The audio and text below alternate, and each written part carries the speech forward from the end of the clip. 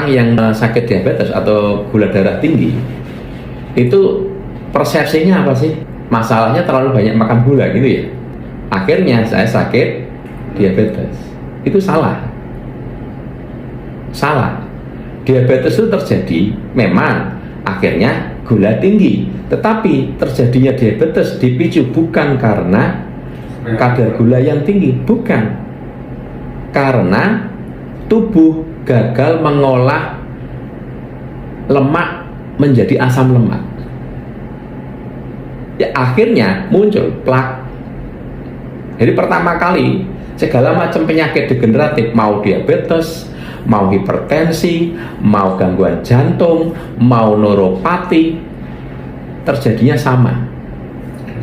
Terjadinya metabolisme, tubuh gagal mengolah minyak atau trigliserid untuk menjadi nutrisi asam lemak. Awalnya karena adanya gangguan lambung. Karena ada gangguan lambung, itu pasti karena gangguan lambung. Nah, gangguan lambung kan seperti saya sering bilang, bergejala, rasa nyeri, rasa sakit, ya itu cuma 15-20%. Yang tanpa gejala, gangguan lambung tanpa sakit itu lebih tinggi, Pak, 80%. Jadi lebih tinggi. Sehingga orang bilang aku nggak sakit. Nah, masalahnya gangguan lambung itu, definisi gangguan lambung bukan nyeri atau tidak nyeri. Definisi gangguan lambung adalah lambung gagal memetabolisme makanan menjadi nutrisi. Dalam kasus ini kegagalan lambung adalah mengolah protein untuk dirubah menjadi asam amino. Nah, karena orang dengan gangguan lambung kecenderungannya cairan lambung itu pH-nya mendekati netral, mendekati 7. Apalagi orang yang punya luka radang lambung yang parah. Ya, pokoknya intinya kalau orang dengan gangguan lambung itu cairan lambungnya menuju netral. Dengan ditambahi obat-obatan antasida atau penetral asam lambung ataupun tanpa. Jadi kalau tanpa itu sudah proses alami hormonal. Oke, ketika lambung cairannya mendekati netral, yang terjadi lambung tidak bisa masak, tidak bisa mengolah makanan. Cairan lambung itu kan kayak kompor, ada apinya. Kalau apinya kecil, dia kan masaknya lama tuh, Pak. Nah, kalau hanya karbohidrat masih mending. Misalnya makan 100% karbohidrat masuk, itu yang diproses 50% untuk dikirim ke peredaran darah. Yang 50% buang ke feses. Yang sulit itu protein, Pak. Ketika cairan lambungnya netral, mendekati netral, protein sulit diproses, sehingga paling 25%. Yang 75% dibuang. Ya, ini istilahnya angka-angka untuk memudahkan saja. Nah, padahal minyak lemak itu tidak diproses di lambung. Lambung tidak bisa mengolah minyak lemak. Minyak lemak itu begitu dari mulut kita lewat lambung itu cuma lewat saja. Dia bablas ke peredaran darah, bentuknya masih minyak lemak. Jadi kalau di lambung semua dipecah, sudah berubah fungsi, jadinya polimer. Poli itu kan bermacam-macam, dijadikan monomer satu. Karbohidrat, monomernya glukosa. Protein polimer dirubah menjadi asam amino. Minyak trigliserid, lemak trigliserid itu polimer.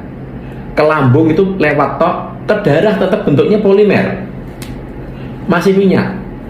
Cuman minyaknya disalut sama kilomikron, jadi bentuknya kayak klepon, gitu ya. Tapi bentuk minyak masih utuh, bentuk minyak. Nah, minyak itu pemecahannya ada di darah, di peredaran darah. Yang memecah minyak adalah enzim lipase. Jadi enzim lipase itu kayak gunting, dia memecah minyak, kena enzim lipase kayak dipotong, kayak gunting gitu. Jadi dua, gliserol sama asam lemak. Gliserol dikirim ke liver, ke hati. Asam lemak itu makanan sel. Nah, enzim lipase dari mana? Enzim lipase itu didapat dari asam amino. Asam amino didapat dari protein. Nah, orang dengan gangguan lambung kan sulit mengolah protein, sehingga asam amino yang naik ke darah nggak banyak. Ingat betul ya, 25%, sisanya kebuang ke feses. Nah, suatu saat minyak lemaknya banyak, stok enzim lipasenya habis. Yang proteinnya kan sedikit. Jadi enzim lipasenya habis, minyak lemaknya masih banyak. Singkat kata, minyak lemak ini jadi plak. Nah, plak ini yang bikin orang gangguan jantung karena ada penyumbatan, stroke karena ada penyumbatan, neuropati karena ada penyumbatan plak. Diabetes itu yang sama. Minyak lemak ini menutupi reseptor sel. Jadi sel tidak bisa makan glukosa, makan asam lemak tanpa ada perintah dari insulin. Tidak bisa. Memang sunatullahnya gitu. Jadi walaupun banyak makanan, tapi kalau insulinnya tidak ngasih tahu ke sel, sel nggak bisa makan. Ngasih tahu nih, ibarat kata kayak ketuk pintu, dok sel, di luar ada makanan. Nah, baru misalnya buka pintu diambil. Tapi kalau tanpa ada perintah, tidak bisa. Nah, ketika pintu sel tadi, reseptor selnya tadi, pintunya ya, itu ketutup minyak lemak, maka sel nggak denger, selnya budek. Maka terjadilah resistensi insulin. Yang tadinya butuh cuma 1, karena tebel butuh 2 insulin. Tambah tebel lagi butuh 5 insulin. Tambah tebel lagi butuh 10 insulin baru bisa buka. Nah, nek tambah bukanya harus insulinnya banyak. Yang berat organ apa? Pankreas. Akhirnya ketika dibutuhkan 20 insulin, pankreasnya cuma mampu bikin 18. Karena kan tebel minyaknya, tambah tebel. Orang kan makan terus. Akhirnya apa yang terjadi? Gula naik. Oh, kamu gula darah nih, kadar gulamu naik. Jadi sebenarnya orang diabetes itu kadar gula naik karena apa? Pertanyaannya. Karena nggak bisa dimakan sama sel. Kenapa nggak bisa dimakan sel? Karena ada minyak plak menyumbat pintu reseptor. Pertanyaannya, diabetes terjadi karena apa sekarang? Karena ada minyak plak yang menyumbat reseptor sehingga gula tidak bisa dimakan sel. Lah kok nyalahin gula? Pertanyaan saya.